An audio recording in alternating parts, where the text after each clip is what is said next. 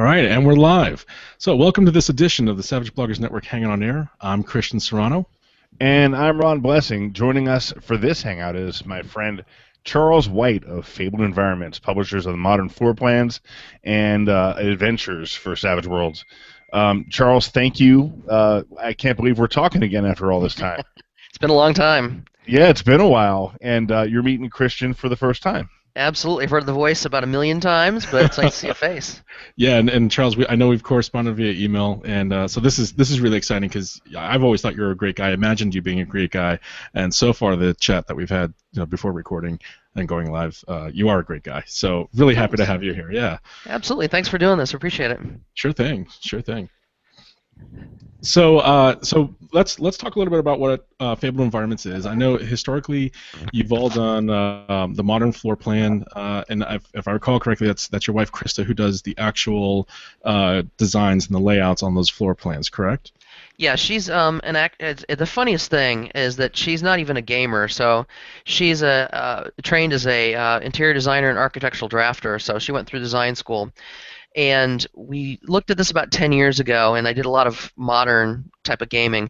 So I wanted some floor plans. There really wasn't anything out there that I could drop on a table. And so we got this crazy idea to do something with this. Had some trouble kind of translating it, and actually started with 12 to Midnight. They're the ones that gave us our first shot as licensees and helped us kind of figure out what was the best way to market the product. And that's where we came in with the full 24 by 36, 36 by 48 sheet sizes. And so the rest has been history. We've got about 25 plans now, or more, and 3 very large plans that we've done through Kickstarter. So that's been a lot of fun. That's right. I still have some of the early maps that have the both logos, the Fabled Environments and 12 to Midnight logos on them. Yeah, awesome. So we're, obviously the reason why we're doing this is because we're here to talk about the Kickstarter that you're starting tomorrow for Olympus Inc. and we'll spend a lot of time talking about that. This is the first setting that is produced and published by Fabled Environments, correct? Exactly.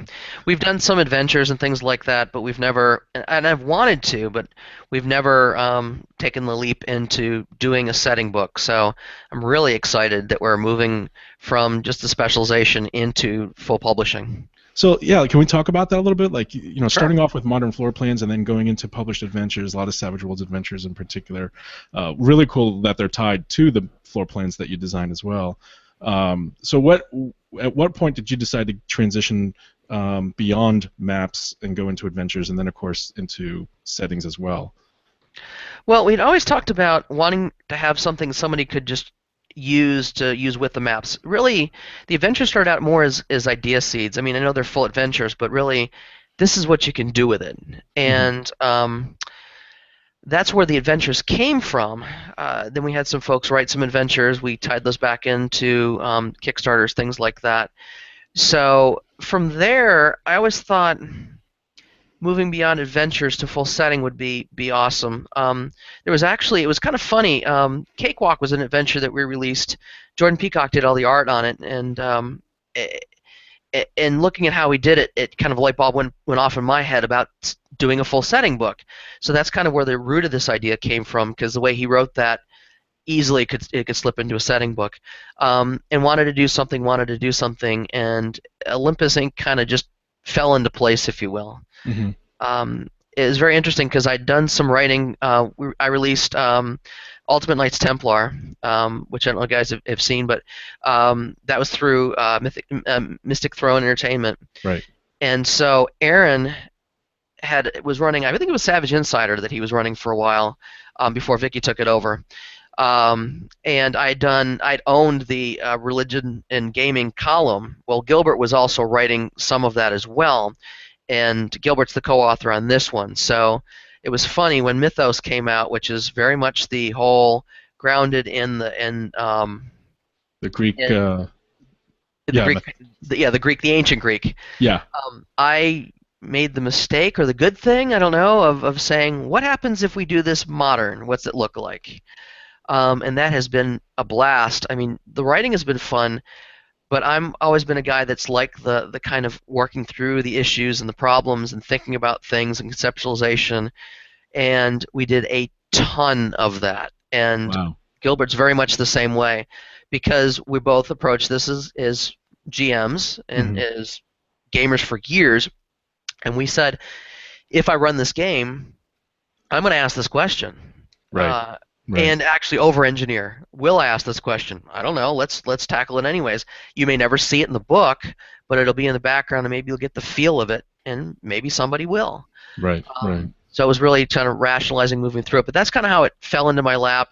And then we were able to take that. I know it was kind of an extension of Mythos, but Aaron was happy enough to let us publish this as our first adventure, our first setting book, I should say. So well, sometimes you want to write a setting not so much to answer specific questions, but to kind of leave it open for those questions to be answered, if that makes sense. And this is right in my wheelhouse. I love modern urban fantasy.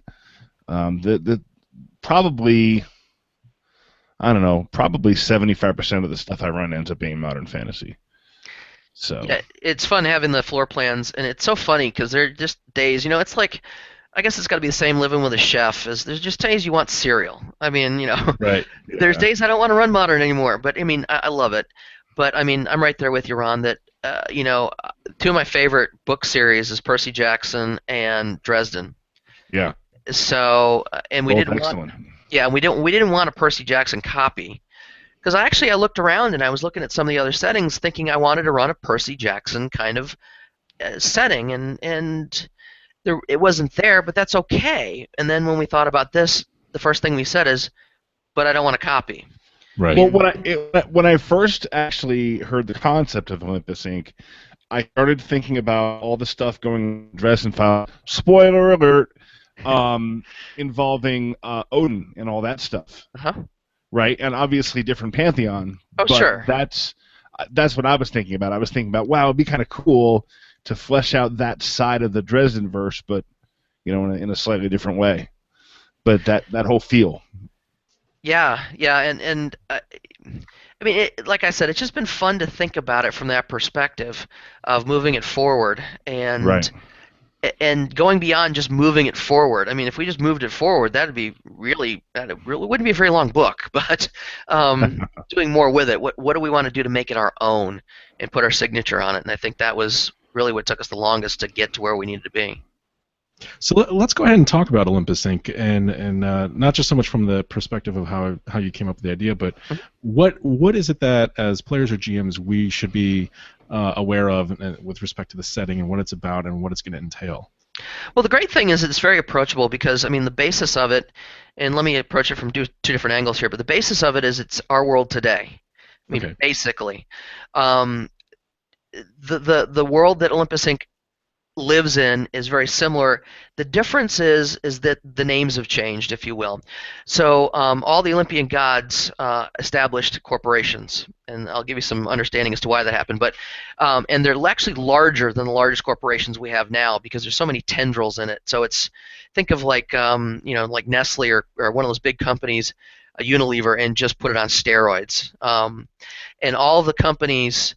The tendrils reflect the focus of the gods in some way, form, or another, because they did have varying focuses, and especially in our society today, there's more specialization. So there's that. Where you're going to see the big difference from the modern, if you will, is in the use of the gods and demigods. So you've got that side where you've got what we call sleepers. In this world, nobody knows that the Olympians exist. Nobody knows that the Titans exist. No one knows that demigods or intelligent monsters exist. Their memories have been wiped clean, and what has happened is the Olympians were kicked out of Olympus because they became so incredibly arrogant that Gaia just had enough, and so she kicked them out. Well, she knew that if she put the Titans back in place, which she did, the Titans would immediately wipe them out. So there were some laws put in place. One law says that they can't fight openly. The other law, which comes in and affects players really kind of neatly, is called the Nemesis effect. Because none of the people on Earth know that these gods exist, if a demigod or intelligent monster, somebody uses their powers or manifests themselves in front of these people that aren't in the know, if you will, the sleepers, they can something bad happens to them. It could be anything from being shaken to, if you do it in front of enough people, it can kill you. Um, but the punishment can be harsh, but it's designed that way. So what happens with this setting is you get more of a cyberpunk feel. You get more of um, an espionage feel. Because you get the corporate espionage, you get all of that going along. But the overarching theme in this whole setting is the Olympians want to get to back to Olympus, and they're trying to find ways to do that. They're also trying to oppose the Titans and their followers on Earth. So we've got a lot of neat ways to do that. One of them, just very quickly, is one of the companies is called the Delphi Corporation, and the Oracle of Delphi is actually a supercomputer. Oh, that's awesome. Yeah, so it's manifested itself. They couldn't find the Oracle when they died, and all of a sudden this computer was doing crazy stuff. Well, what the Delphi Corporation resembles very closely is probably the CIA in the 60s and 70s, CIA, NSA. They're there as a cutout. They're the ones that really work with what we call freelance teams. So think of your Shadowrun teams. These exactly what these guys are. They're your demigods that have been put on these teams, and they're pretty much out of the know of what's going on. They're just freelancers. They know something's going on, but they don't know a whole lot. But the Delphi actually puts out the missions, sell the missions, things like that. And there's a huge amount of work that they do behind the scenes to protect the corporations. The only problem is that just like in the ancient world, the gods can't keep their nose out of each other's business. Of course. Right. Well, take it and put that into a corporate setting, and you've got all this other stuff going on. So you've got all this cross corporation. You've got the Pantheon fighting against the Titans, and the way the Titans fight is they fight pretty dirty. They use intelligent mythical monsters like sirens. They use basically the vampires. I can never remember their names for the Greek gods, and a variety of folks like that that actually are intelligent monsters, as well as people like satyrs and what we call Minospawn, which are basically small minotaurs, or normal-sized minotaurs, I should say, humans. They all have a human form and a divine form. The divine form is their true form. But what the Titans do is they basically use their small corporations, and they don't have a lot of them, to basically try and discredit the Olympians, lower their power base, and things like that. So you mentioned earlier that the Titans are now sitting in Olympus, essentially, right? They're the ones that are sort of reigning over heaven and earth, or yeah, I guess the heavens. How are they interacting with these sort of smaller corporations, and of course fighting against the Olympians? Well, they pretty much hate the Earth, so they deign to work with them. It's more overarching. They give them a goal and say go forward, because Right. they hate the Earth. They hate human beings. They hate demigods. It's almost like it's beneath them, literally and figuratively. So there's more of a mission focus that's been put forward. You won't see, one of the big titans come down and start wreaking havoc, primarily because of the laws that have been put in place. And that's the other reason why there's not as much interaction, is because of Gaia and Nemesis. They keep a very tight rein on that. So it really is their followers doing a lot of their work for them. Okay. And that's where nice. the conflict comes in. Right. So, Ron, did you have a question? Or So yeah, I was going to ask, is this going to be like a plot point campaign, or is this an open setting? What's the plan there? We're going to have a plot point put in there, just a campaign setting, just that somebody can use. But this is really very open-ended. So it's going to have the setting aspect of it, and then something that somebody can use, a campaign, if you will, attached to this as well. This setting book is only going to release 6 gods at this point, which, trust me, is plenty. And then we'll, through further supplements, what we want to do is offer more gods, but also beef up the powers and things like that. But yeah, so it's easy if you want to just take the book and use it and kind of make it your own. That's perfect. If you want to take the book and have something to use at the table, especially to give you ideas, it's going to be there too. Cool. So as a GM, I see all these pieces that I can use to create a world and to create a game. As a player, when I sit down with this book and I sit down with my character sheet, what am I making? Well, you're going to make one of three things. There are three different races, if you will. One is a paragon, which you're of the bloodline of one of the six gods that are presented, and we do things a little differently. When the gods were kicked out, they lost a lot of their power, and they also lost the ability to sire children. So you're not the child of. You basically have a divine spark, and you awaken. And usually through some traumatic event, something will happen and you'll awaken. Usually it's in your teenage years, but it can happen even further along. So when you're making characters, that's part of the backstory is how. But a paragon is going to be very reflective. Some of your hindrances will be reflective of that god as well as the powers. Then you've got what's known as a protean. Proteans are kind of the mixed bag, if you will. They've got multiple kind of lines running through their blood, and so they can pull really from any god's power. Nice. And the trade-off is that they can do more, but they have less power. So they can do more, but they don't have as many powers, if you will. And then the final one is going to be the demi-humans. And the two that we've presented in this book are going to be satyrs and what we call minnospawn. And like I said, minnospawn are basically 6-foot minotaurs with all the same type of attitude. Nice. And then hopefully we'll add things like centaurs and nymphs, and we've got a lot of other things on the list that we want to put in there too. And we may even take some of the intelligent monsters like sirens, who actually don't have to be bad, because they really weren't bad, depending on how you read the myths. And we may make those playable as well, but generally we're going to stick to the ones you would normally think of when you think of as demi-human. And so when you mentioned demi-humans earlier, you mentioned that they have two forms. There's their human form and then their normal demi-human form. That artwork that you had, the preview with the I forgot what the creature was. The Sphinx. The Sphinx. She's changing shape. Is that an example? Awesome. Exactly. And they're going to have some facial, like if you notice in her facial features, they're vaguely lion-esque. That's exactly what you'd have. Like, for example, the minnospawn are big, hulking guys. They are very, I don't want to say brutish, but they're just big guys. Yeah. Very muscular and buff. And so seeing them transform, it's kind of like that aha moment. But it's not so blatant that somebody could walk down the street and say, oh yeah, I know what he is. Well, yeah, we've seen people like that all our lives. Yeah. So it doesn't necessarily imply that that's what they are, Exactly. Same thing with the satyrs. Is they they're not going to have their horns and things like that, but they're going to have that vaguely kind of goatish appearance, which we've seen people like that too. So yeah, but while they're in their human form, they don't, unless it's something that's always on, like their enhanced strength and things like that. They don't have any powers. They have to transform to gain those powers. That's the trade-off of being able to work in the human society, is not having a full power base. Oh, neat. Okay. Yeah. So tell us about the people working on the setting. I'm sorry?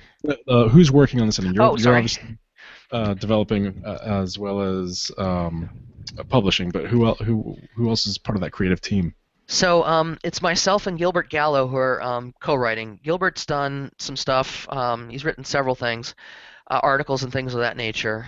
He wrote Mythos, so that's really nice. And he is a huge Greek myth buff. Nice. And it's really funny because I know a decent amount, but he'll start talking about things that I hadn't heard of. It's great. So but it's great for the grounding aspect, because we want this to feel like an ancient myth in modern times, and so having that basis is great. Aaron Huss is still going to be involved in this. He's actually the developer and editor on the project as well. And then the wonderful artwork you've seen is from Mirko, and I think his last name is I won't even try his last name because it's Italian. Right. And my Italian's horrible. But Mirko is Mirco is his name. So if it's Marco, I apologize to you. Seeing on the page doesn't do it justice, but his artwork is amazing. And we've got some art from a couple other people, but he's going to be the primary artist on this entire project. So good looking art. Yeah, I got it and was completely blown away. He's just high quality. So he took our ideas and really just ran with them. And for example, the Sphinx piece, it's very hard to make a dynamic image static. And I think he nailed it with that. You can see the transformational aspect of that Sphinx. Yeah, that was a great piece. And what's really cool is, at first glance, I didn't. It's really hard to even tell that. Not that's hard to tell. I shouldn't say that. The transformation was subtle and obvious at the same time. Yeah. Like I'm like, there's a transformation, and yet the two forms blended so well together. And just like you said, they look similar to that caricature kind of to that creature. I thought it was really well done. That was a great piece of art in there. Yeah, we're very lucky with that one. So I have to ask this, Sure. since we're talking about the team on the book. Is Krista doing any maps for Olympus? Well, I didn't know you liked maps. No. Yeah, I only have all of them. We're going to be using some of the current stuff in there, but also for the Kickstarter, we are going to be doing a new map, at least one. So the one we're looking at right now is going to be an art gallery / museum. Nice. Because I think, especially given the whole, there is an aspect of trying to look for items of power potentially to help the Olympians gain a power base to overthrow the Titans. But also, it's just a cool setting to do things in, especially when you throw the cyberpunk and espionage aspect into it. A lot of neat things can happen in that kind of an environment. So we're definitely doing that one. If we exceed the stretch goals we've got, we'll definitely do one or two more. I would love to see, especially if you're talking about these corporations, they're sort of like headquarters, like different maps for each of their headquarters, so that when you do go on an infiltration mission, you've got that map right there, and just, yeah. Yeah, I mean, the high-rise we did is really nice, That's a good but one, it is the same one. Right. So, wow, all these corporate offices look the same. Yeah. Must be built by the same person. Probably was. All this stuff just runs together. Yeah. For some reason, I think there's a bathroom over there. Security guard shack is right there, and yeah. Bathrooms, all the bathrooms. I know where they all are. Yeah. Well, we mentioned stretch goals. I don't know if you guys have seen them, but I'm super excited about the people. We got the idea of having people to do 2,000 to 3,000 word adventures for the setting, and just started reaching out to some folks. And Umberto was the first one that said absolutely. He knows Awesome. Gilbert, John Dunn, Sean Preston, Curtis Lyon. Who else? Sean Bircher is going to do one. Yeah, Sean's been pretty excited about it. He was excited when he knew we were featuring Dionysus. He was like, "Oh yeah, I'm all over that." And then we've got Andrea. I think it's Agnatolo, and please forgive me for butchering your name. He's a big Italian publisher. He's done a lot with board gaming and RPGs and things like that. I don't think he's as big of a name here, but Gilbert. It was just wonderful for him to have that connection and bring him into the project. So we've got 6 solid adventures that are coming through, and if we hit far enough, we'll just put them all together and offer them in print. It won't be, a cohesive, but at least you'll have those and you can pull them, and that's kind of nice to have too. Nice. So I'm pretty excited about this because first of all, when I was a kid, I had this little Greek mythology book. It was like a reference book, literally like a glossary. And I read that thing front to back over and over, constantly cross-referencing things, and I was obsessed with Greek mythology for the longest time. Now, since then, I've probably forgotten about half of it, if not more. Although I think if I look back at it, I just pick it right back up again. So that alone is kind of cool, that the fact that this is going to be there. I also have always been kind of intrigued by Shadowrun, but I never dove into it because of the sort of history. It's just got a long history, and I didn't grow up with it, so to speak. So it felt intimidating to get into it. So the idea that these two concepts are kind of being married together, and it's something new and fresh, and I can kind of jump into it. I think that's going to be a really amazing combination. And again, Ron, I think I'm catching your shiny syndrome with these settings, all these settings that are coming out. Yeah, one of the things that you're going to find out happens, Kristian, is the farther you get into podcasting and talking to brilliant folks like Charles. Is you're like, oh, that's coming. Oh, and that's coming out. Oh, yeah. Oh, that's coming out. And then they mess with you, and they'll occasionally like send you a free thing, and then all of a sudden you're buying stuff. Oh, it's like cocaine, man. Yeah, no, totally. First taste is free. That's right. Yeah. So that's absolutely what's going to happen. Yeah, you mentioned Shadowrun, and what we did too is we actually created new modern firearms. So we got some amazing artwork And so we're kind of adapting that. So everything from, and this is insane, but I want to run this in a game. I had a chance, but it's what we refer to as the Pilum C12. It's an automatic shotgun. It does 3-round burst and fully automatic. Nice. Comes in at 11 pounds. So I mean, it's an insane weapon. We also are we introduced the concept of sliver guns. So basically, like Gauss guns, there's a pistol and a rifle version. So kind of something different, and new. And then just kind of mix it up with some different types of weapons. Just having artwork that really kind of immerses you versus saying, you've got a 9mm pistol, you've got a shotgun. I mean, it just adds a little more to it, just like Shadowrun did. You sent a couple of art pieces with those type of guns, and I didn't get to post them, but I can later if we'd like. And there was one that it looked like it had darts or something in it. Which one was that one? Yeah, it's called a syringe gun. So the cool thing about the syringe gun is the concept is basically, from our perspective, originally it was supposed to use on small animals. But what they found is both in the sleeper, the normals, and in the divine world, you can use that to deliver things. Now here it gets weird. We're also introducing alchemy. So they can actually create alchemical formulas. And it's not an AB per se. It's actually a professional skill. Oh, interesting. And it's going to be treated kind of like an AB. But we're not having as much in the way of PowerPoints. It's more like it exists. It's a skill base versus that. That was a kind of a hang-up we had. Is here I am. I'm an alchemist. I'm selling this stuff. How am I going to do that? But the neat thing is you can add that alchemical formula into a syringe and either use it as an auto injector. So if I needed like healing, or you could add it to a syringe gun. Now, you could actually shoot somebody and heal them, which is kind of a funny concept. But right. Generally what they do is they'll use poisons, which some are affected, some aren't. Like Dionysus, forget it. I mean, you can't poison anybody that has a Dionysus bloodline. But all kinds of like toxins and sleep agents and things like that. Also, you can do like almost like a boost lower trait type thing. Right. So there's a lot of options that you can do with that weapon. On first glance, you look at it, you're thinking, this is kind of why? Right. But then it's a really neat gun, especially for a covert mission and things like that. Interesting. Awesome. So let's talk about the Kickstarter itself. I mean, you're kicking off tomorrow. Yes. Do you have a time? 12 noon.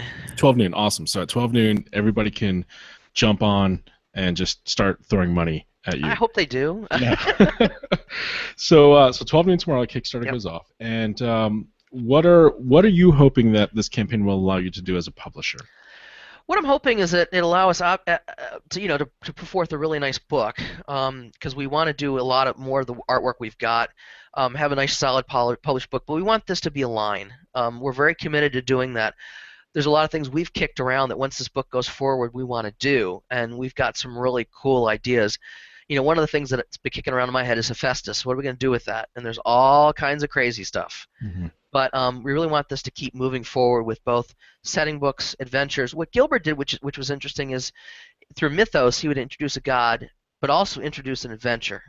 And so we'll do some of that, but also maybe just run some plot point campaigns, things like that, for the line. But we want this to go through the long haul. We don't want this to be a setting that's just pretty. You throw it on your shelf, you pull it out every once in a while, and there's no support. I mean, I think we've all been through that in the gaming industry, and that can be painful when you get really entrenched in a setting. Oh yeah. That you like. Yeah, you can make it up, but it's nice sometimes to be able to pull. I've got a few setting books like that, and it's a little frustrating because you're like, it would have been nice to have more content for this. So exactly, and then that's good, because I was actually going to ask you about that later on. So you answered one of my questions for later.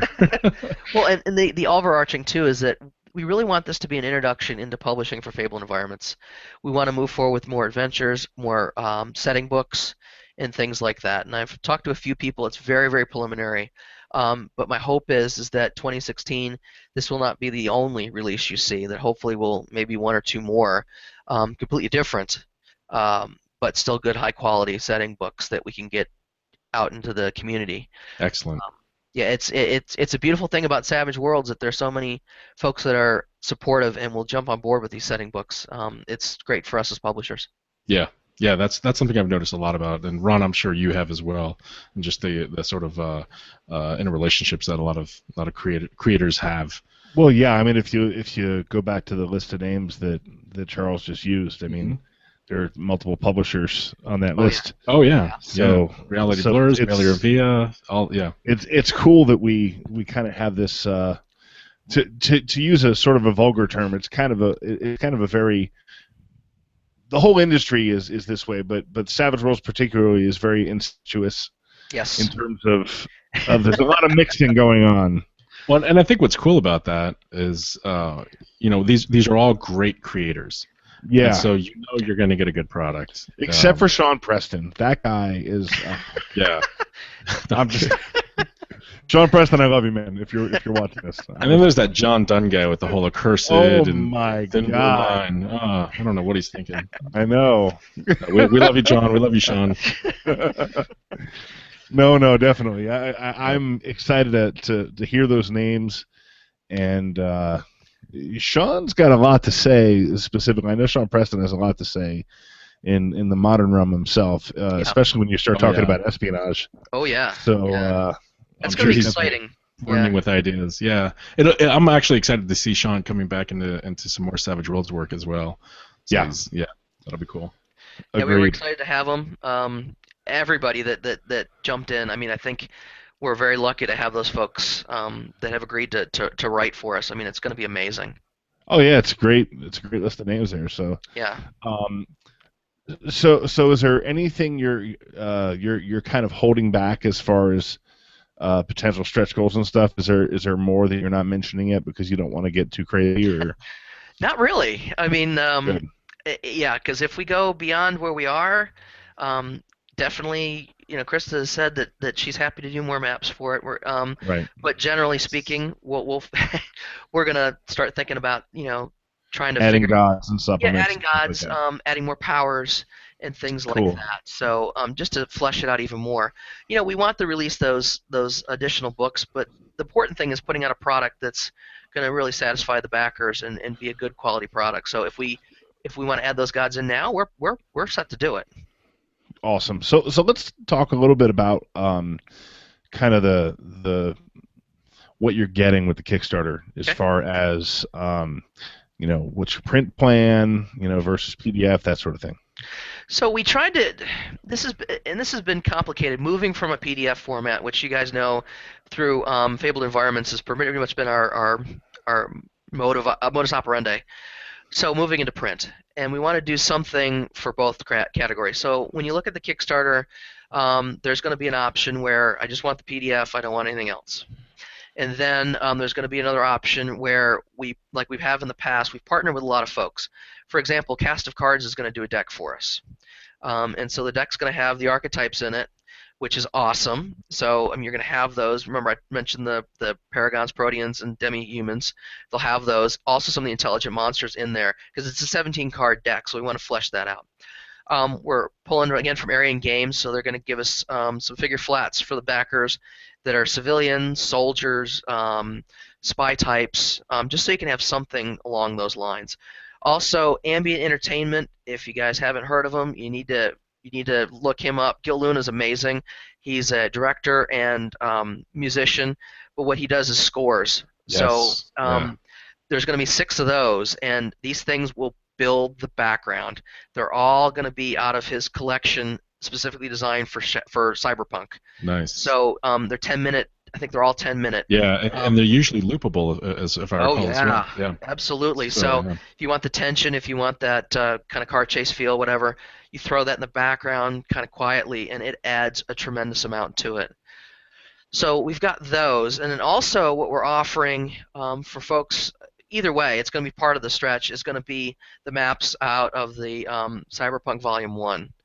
So that's like the warehouse, the high-rise, the diner, and a few others, so that they have them. Not everybody, I don't think, has our maps. I wish they did, but not everybody does. So, and I have used every single one of those maps, and they're all fantastic. And they'll get those in PDF, and I mean that's just nice because we've always thought that we want to give folks as much as we can to get them started on the table. That's why we've done adventures and things in the past. You move up from there, and we took a play out of John Dunn's book, and one of our tiers is basically it's a low price point, so you can get the ability to get the book printed And as somebody explained to me, you pay a low price point. You're basically paying for our work, if you will. And then you can pay for the printing, whatever printing you want, and whatever in the shipping, um, as you have the money to do so. And I've talked to some folks, and they really like that because they can't drop a whole bunch of money at one time getting a book. They may want to break it up, so that's an option. Also, there are just certain areas we can't ship to. We would love to, but the shipping is incredibly expensive. So folks that want to ship it in certain areas, it's easier for them to figure it out than it is for us to try and plan for all of those contingencies. So that gives them an option too. From So there, it's pay up front, and then it's print at cost, I'm guessing, and then you absolutely. pay. Okay, Yeah, print at cost and ship, and you can print at either level. They've got a premium and a standard, and it depends on, color is a little bit. You guys have talked about this. I've heard you talk about the color differences in those types of products, and we were trying to be very straightforward in the wording about what that's going to look like. We would love to do all premium, but there may be some folks that want to back off. I'll say it. For cost. I'll say it. I'll say it. You're going to have the ability to wait this out because you're going to be able to get it at cost. Yeah. Get the premium, folks. Just get the premium. I promise. I've seen it both ways myself. I have books in both methods. Kristian has books in both methods. Just get the premium. Yeah, and we do have the way we set it. We set the print tiers.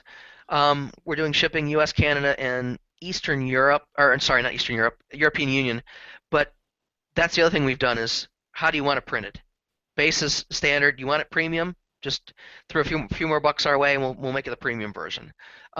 Because we're running this all through drive-through as a POD, so they take a lot of the hassle out of this, a ton of it, versus having to do what some publishers have done, where I'm going to order 1,000 books and ship them out. It's just we don't know where we are as the first project, so we can't do that. But the great thing about it is it gives flexibility to the folks that want to choose different levels of printing and things like that. And Ron, I'm right there with you that if it's me, premium the whole way, because I always look at books like Interface Zero, which I'll give David a plug. He's a great guy. His book is amazing, and not just because it's a huge volume that you can kill somebody with, but it's also because the print and the quality is amazing, and I don't know if he did it through them, but I can tell you that's a premium print because it's just a good, solid quality print. Not that the other is not quality. It's just like I think Ron, you've said it. It's not premium. It's standard. The colors just look a little more washed out. Put it this way, it's fine if you didn't know what the other stuff looked like. Yeah, that's the bad thing. It's like if the only soda you ever had was your store brand cola, and then somebody handed you a Coke or a Pepsi or whatever you're into. But the point is totally different. It's in Atlanta, so it's all Coke. Yeah. Well, I know that we're all over the place. It's Coke until you hit the Mississippi, then it goes Pepsi. Weird. So weird. I'm a man on an island here in Tucson. I'm all about Coke. Awesome. So tomorrow is when it kicks off, as we mentioned already. How long are you planning to run the campaign for? 30 days. Okay. Good. Yeah, so that's usually the good standard there. Yeah, plenty of time. Mm-hmm. And we've already reached out to a lot of folks and tried to get some posts out and not be obnoxious about it because we're not going to do that. But help folks. We actually have and I think you've posted a link, but we set up a Facebook page specifically for the campaign where we've been trying to share a lot of images, a lot of updates, and things like that. So, and hopefully driving a lot of people there to learn more. Obviously, we'll post through the Savage Worlds community as well as G+. Or through the Savage World blog, I should say, or forum. Jeez, my brain is gone. And make sure that folks stay aware of it there without being too obnoxious. But yeah, we're hoping people will take advantage. I mean, this is always a scary time when you and I'll be frank, when you jump into projects like this for the first time. But we really believe in it. I mean, it's a good sign when we're both just itching to get a copy and print ourselves because we want to start, really running it with groups, not just play testing it. So for all those who are listening, go back it just so that Charles can have his copy. This is what I did it for. What are you talking about? I mean, right. No one else. My copy. Yeah, but we're really excited, and it's been probably about 8 or 9 months we've been working on this. I was going to ask you that. How long? Yeah. And from initial conversation and just working it through and so many iterations because we've played with this and that and the other. It didn't work as we moved into another piece of the puzzle, and so that's been a blast. And then being able to go to a few cons and running this as a playtest and seeing the reaction. One example I'll give you is that you walk into a normal superheroes campaign, and I'm Superman, and I can fly, I can shoot lightning bolt. And in this world, unless it's an always-on power, you can do one at a time. So if you're a Zeus character, you can shoot lightning, or you can fly, or you can create a damage field. You can't do it all at the same time. So I can't fly up 30 feet up in the air and throw down a lightning bolt. Nope. Well, there are edges that will allow you to do that as you get more seasoned, veteran that level. Sure, yeah. But as you move into it, no. And the great thing is it changes the focus from this is not a superhero setting. This is a cyberpunk setting with superpowers. Hey, you can fly and shoot and then fly again. You just need to make sure you're at least 7 seconds up. Yeah, there you go. That's true. I can fall with the best of them. What's your fall rate? You know. I can descend like a champ, but but it's funny. 7 seconds up. It's funny seeing the reaction on players' faces because then things get real. But I want to do this. But I want to do that. And so they understand why they have weapons and why they're not just a lightning bolt thrower, if you will. You know? Blasting through walls and running at 90 miles or whatever. Exactly. Yeah. And so we did that on purpose to make sure that we balanced that feel. We didn't want to reinvent the wheel of a superhero campaign. We wanted this to be cyberpunk with some of that, kind of the feel where you had the Shadowrun magic and things like that, except we've got the superpowers. Well, going back to what you said originally, they're not gods. They're sort of bloodlined of the gods, right? Yeah, they're demigods, but yeah, exactly. They're bloodlined, so they've got power, but they don't necessarily manifest they manifest, but they're just not what you think of. They're not Hercules. Right. Maybe eventually, maybe Hercules started out this way, and now he's a legendary character, so he's got all of this. But generally speaking, you're a team, and your powers are your backups. So could you conceptually do something like where you have the young Hindrance being a kid and starting this campaign where you're developing and learning your powers from that? That's cool. Absolutely, because we say that you manifest at a certain age, but I always think of what happens if there's a home invasion and you're 8, right, and all of a sudden things get crazy and you manifest a power. One of the powers is teleport. Maybe you're so freaked out by seeing your parents die that you randomly teleport. Right. Some moment of trauma or stress. Exactly. That triggers. Exactly. And so there's some sort of an event that does it. And some of them are not as stressful. It's humorous. One of the backgrounds we wrote for Aphrodite, you've got all these where it's home invasion, and I was in the middle of Iraq, and not to be stereotypical, but this was a model who something didn't work right. Like the dress didn't fit correctly, and it was just the series of events where, if you're in that world, it's extremely traumatic, but you're reading it going, what?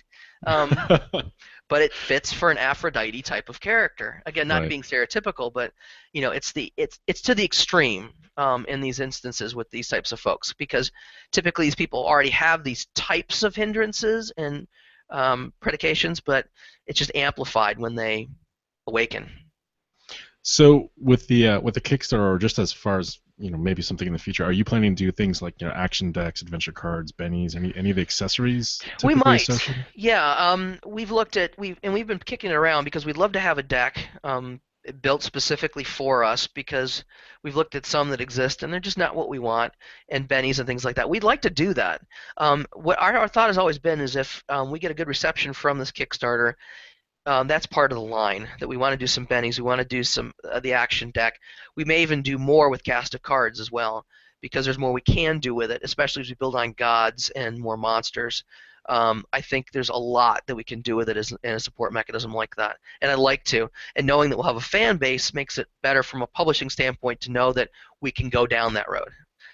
Doing it as just an initial Kickstarter, it's just really scary to jump into that. Yeah. One of the things I always wondered, I don't know how it might work for a publisher, but there are dozens and dozens, probably hundreds, of playing card Kickstarter projects. Yeah. Strictly for that. And I've often wondered if it's feasible for a publisher to do a Kickstarter campaign strictly for an action deck for a particular setting, even not necessarily bundled with an existing setting campaign, but just as an independent thing. I think given our genre, if you will, our subject matter, I think it would be a huge cross appeal. Not to mention that you can set those goals pretty low. Go with a minimum order, things like that. Right. But yeah, because you'd have fans like the Percy Jackson folks, the Cyberpunk folks, the Shadowrun folks, the just the general Savage Worlds folks, or people in the setting would jump on board for something like that. So I see it as completely feasible. It's just a matter of kind of bringing people to the project and then having a fan base to draw from as we move forward into some of these projects. I think it's completely doable. Yeah, because one of the things I've seen, Albino Dragon in particular, they recently gone into license, but before they did the license stuff, they would do sort of genre-based playing cards. They did one that was a cyberpunk one. They were trying to get it going with tying it with as an official Shadowrun or official. I think they even talked to David Jarvis about tying it with Interface Zero, but David had already a deck that he had in mind, I think. And so. The appeal though is that a lot of savages, kind of glom onto these little Kickstarters for playing cards, but then you also have people who just collect playing cards. Yeah, absolutely. They just look nice and they just want it, and so and a lot of them are also limited runs. They'll be like limited edition. This will never exist again. Once we do this, it's done. So I've again just going back to I guess they would have to be designed in a way that they are still appealing to just collectors. Who aren't necessarily role-playing gamers, so to speak. Yeah, and I think with the artwork that you guys have already seen, pairing that into a card deck would just be, and obviously you can't do that size, but pairing that style back into a card deck would be amazing. Yeah, especially on the face cards. Yeah. Yeah, absolutely, absolutely. Yeah. So I mean, there's a lot of things in the future. That's the exciting thing. Just from Fabled Environment standpoint, we're talking about trying to offer some of our maps, the older maps, in print through, drive through, because they do an 18 by 24 sheet now as a poster size. Oh, nice. So we can make it manageable. The problem with us previously is we literally had to fold all these things. And you watch the folding of an A3 map, and it's fun. It's not hard, but if you can imagine folding about 200 or 300 sheets, I wanted to throw them out a window by the time I got finished. Just put a big bonfire and let them burn. But that's the only way you can fit them into an envelope. So now if they take that out of our hands, and you could get a 24 by 36 using 2 poster sheets that would easily fit together, because Dramascape's been doing this and they've got some awesome products, then we're going to do it. So we'll start out and do that with one of our single 24 by 36s, probably like the Nightclub or something like that. It's pretty popular. That would be pretty cool. Yeah, and then release it and see how it goes, and then move forward from there. But I'm excited about that as well. Yeah, I could even see maybe like a cardstock material as well. Yeah. I've often wondered about like tactiles. Are you familiar with tactiles? Oh yeah. And wondered about modern floor plans being printed in that format and being able to just tile it down that way. That'd be cool, because they do a variety of sizes at drive-through and RPG Now. So we could do it as a tile. The only thing I was worried about was fitting, because it's a map size. So if we can eliminate the seams, it's always better. Yeah. But the thing I'd always love to do, and it's just cost prohibitive, is do a play mat with these things on it. Right. And that would be awesome. But again, it's that you've got this wonderful map and a play mat, but how many times are you going to use it? And that's always other thing we've always been focused on, is making sure we give a product that folks can get a lot of use out of. I've wondered that, because I've seen there's a very famous publisher where some of their maps are in vinyl map form. Yep. And I wondered, like that's a one-time use maybe kind of thing. Yeah, I mean maybe once or twice, but really when you buy a mat, you want to throw it down and put something on it. Yes. Or on top of it, and so having a floor plan can be a little busy. But yeah, I mean we're looking at a lot of different things, because I mean really in 2016 we've made the commitment we want to push forward and grow. Right. And that means working with more authors, working with some other folks. I know that you guys are very familiar with the contest we ran, and Eric Lamoureux submitted his adventure, which is awesome. Yeah, so that's a good. Yeah. I'm glad you brought that up. So how did that turn out? Wow, amazing! And he just apparently could not put his pen down, but that's good.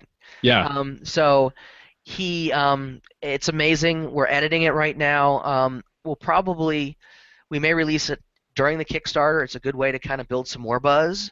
But I was ecstatic by what I got from him because it was nice and warped in a very good way. Fantastic. So people will love it. So happy that worked out. That's awesome. Yeah. I mean, I wanted to make nice. sure you guys knew it went full circle. That we're just now getting it, edited, and then we're going to lay it out and put some artwork, a little bit of artwork in it, and really release it as a nice quality adventure because he put a lot of work into it. You can tell. Wow, that's exciting. Yeah. That's really exciting. Well, congratulations, Well, Eric. thank you. Absolutely. Yeah, awesome. Very cool. So Glad yeah, that so worked out. yeah, oh yeah. Since we're talking about future products, what other things do you have sort of lined up as far as you mentioned that you sort of have a long view for Olympus Inc. Are you prepared to talk about any of those ideas, or do you want to hold off on those? Or Well, I mean, I think I've mentioned a few, but we want to flesh out more of the gods. So we're only presenting 6. So we want to move into folks like Hephaestus and other folks like that, because as we move into the gods, we'll create a set of powers for them that's fairly unique, but also it's going to open up a lot more questions. One of the things that I would love to do, and Gilbert, we haven't talked about it, so Gilbert, you're just hearing this now. No, is doing something with clockwork monsters with Hephaestus. I've always been fascinated by things like Golem tech from GURPS, where it was magical, kind of cybernetics. That may be taking it too far, but just things like that, playing around with it, having a lot of fun with Hephaestus. I always thought of a god that's kind of a weird scientist. This would just be awesome. so, can I have a clockwork owl? Absolutely, it'll be gold too, and sit on your shoulder. Yeah, won't say anything, just hoot. But yeah, so I mean, that's the big thing, is fleshing these out and helping people understand what to do with them as well. You guys are nerds. Yeah, so I have to say, I love the Clash of the Titans cameo, that thing where he just looks at it and is like, no.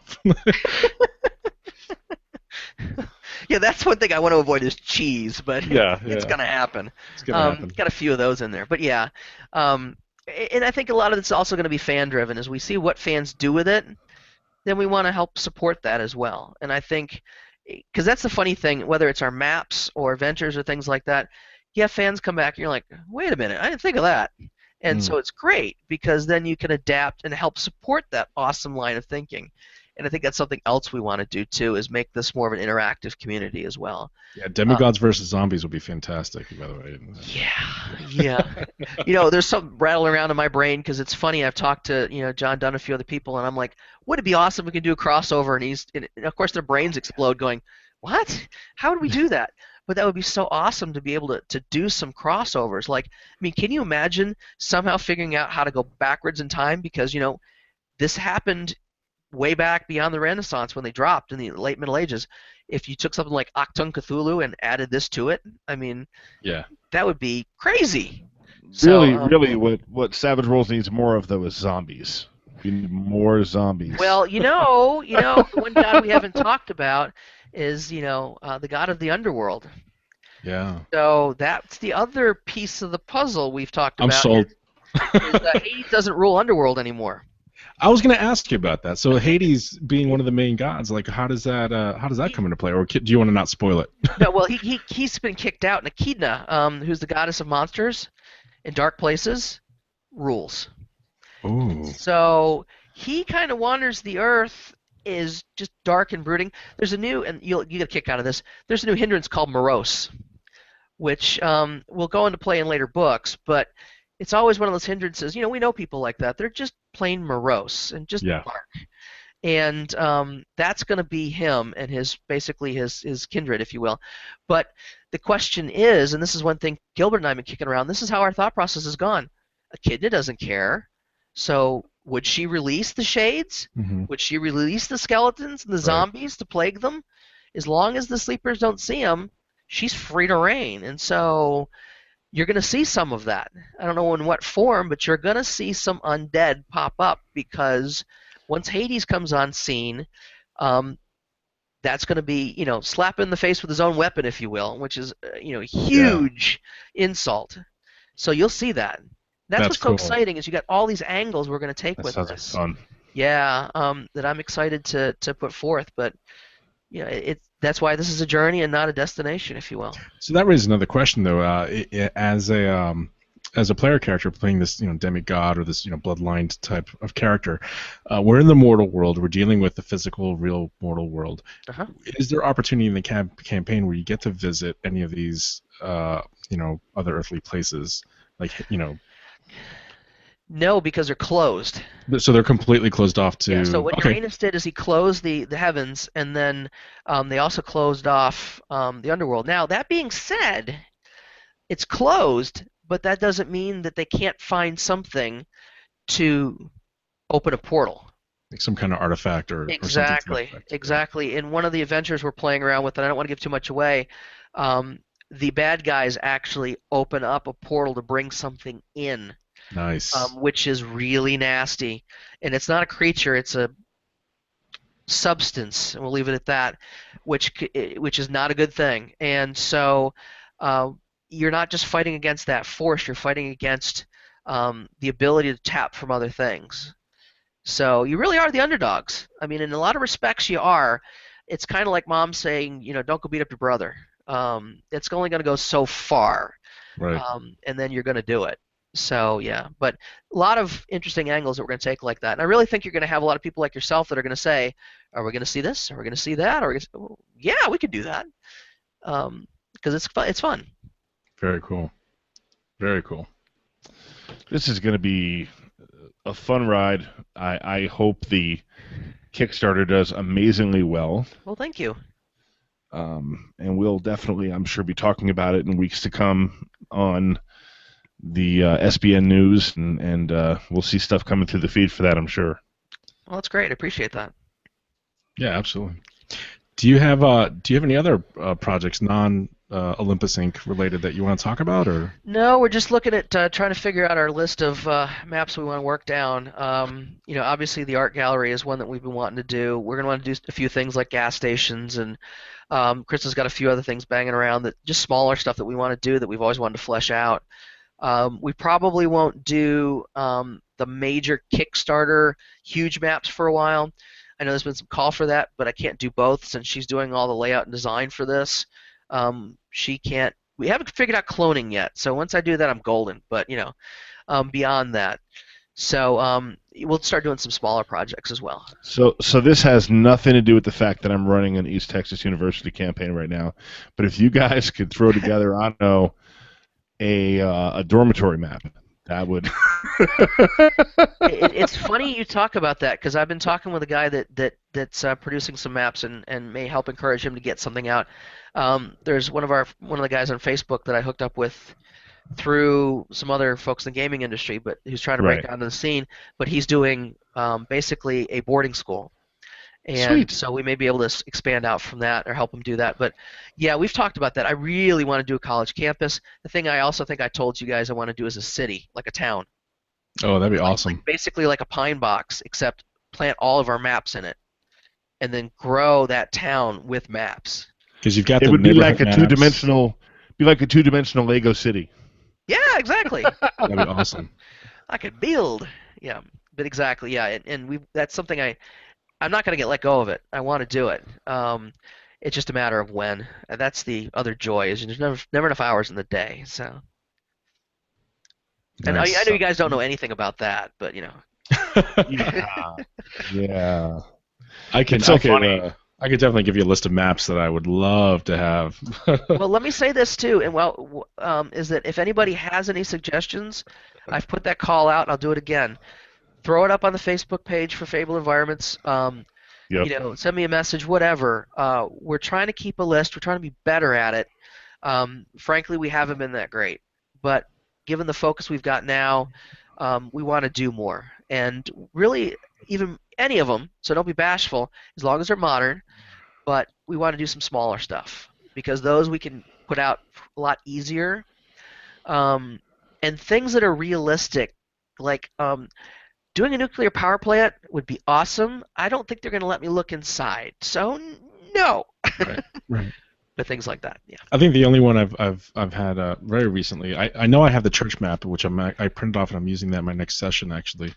But what I really needed was, it seems to be more of like a type of church you would see in a like a suburban area. Yeah. And I was looking for like an urban, urban Catholic church type layout. Yeah, more of a traditional. Yeah. Yeah. Yeah, we may do some of that too, because we've also talked about the fact that the only real restaurant we've got is at the top of the high rise. That doesn't work. We've got a fast food restaurant. The Also, diner. yeah, diner. So, but we don't have a true sit down. We don't have your traditional church. So we may do some repeats, but really shift it up. There's also been she's also talked about doing another house or two, and kind of delving into that, because the two we have are very distinct, Right. and they serve very different needs. Right. So doing something else along that line too, and then we've got houses piecemeal through the catalog, but something from that perspective I think would be great too. Yeah, farmhouse, maybe a barn Exactly. as well. Yeah. Exactly. Yeah.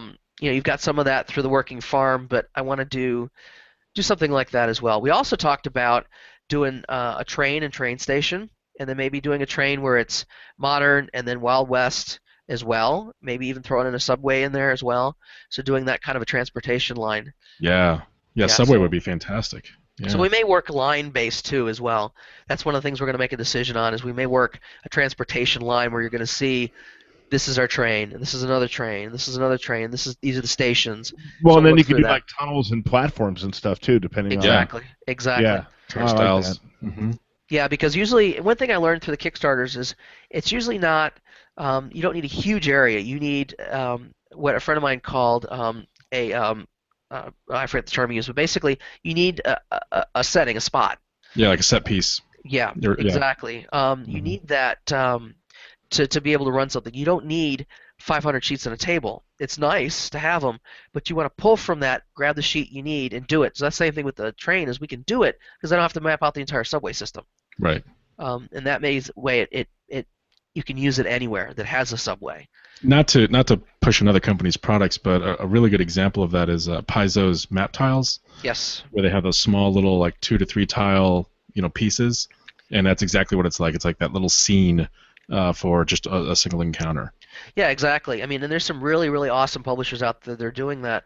We want to kind of follow in those footsteps as well, to provide some of that, because it's just great to have, and we want it to be very universal, where it can be thrown anywhere and used almost any time. And Yeah, so just that's important to drop us. it on the table immediately without having to spend too much time, laying all the tiles and whatnot. Yeah, and being too specialized where, no, it wouldn't fit here. No, it wouldn't fit there. Right. Yeah, Right. we want it to be very open. And now that we're starting to do hexes and squares, that opens up a lot for a lot of people that like both.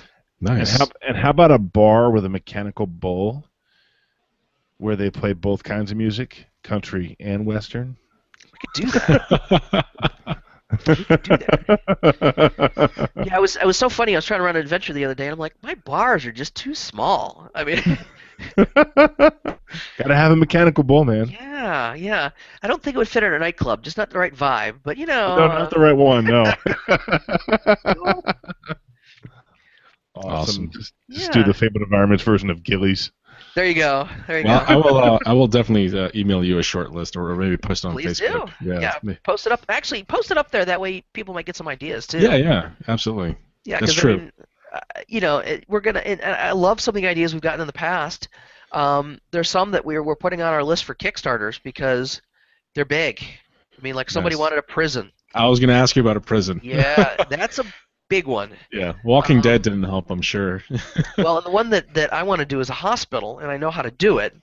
We'll do it as a small community kind of critical access hospital where you've got your emergency department, you've got some services, but it's not this full-blown huge monster. Mhm. But it'd be something you would normally see in your horror movies, where there's this little hospital in the middle of nowhere, and they don't have a Right. lot, and it's rural. Small town hospital type of thing. Yeah, Mhm. yeah. If you do a hospital, I can finally fulfill my dream of doing Savage Scrubs. There you go. I Wow. wonder if the hospital came up because, again, Walking Dead. Yeah. It's kind of I cool was- to see Grady Memorial in there, by the way. But yeah. Cool. Well, Good times. This has been fun. Yeah, Ron, do it you has. have any other questions, Ron? I'm pretty much tapped out on questions here. So. No, man, this is it. This is great. I just want to say it's been great actually talking to you, Charles. Well, same here. Same here. You've always been awesome to deal with in the past, and it was exciting to actually get together and talk. And good luck on your Kickstarter, man. Well, thanks. And if we can ever be of service to you guys, you let us know. We're happy to partner with you on anything. Awesome. Much appreciated. Awesome. Absolutely. Yeah, this was a real pleasure, Charles. I'm very glad we had this opportunity Yeah. to sort of meet face to face, so to speak.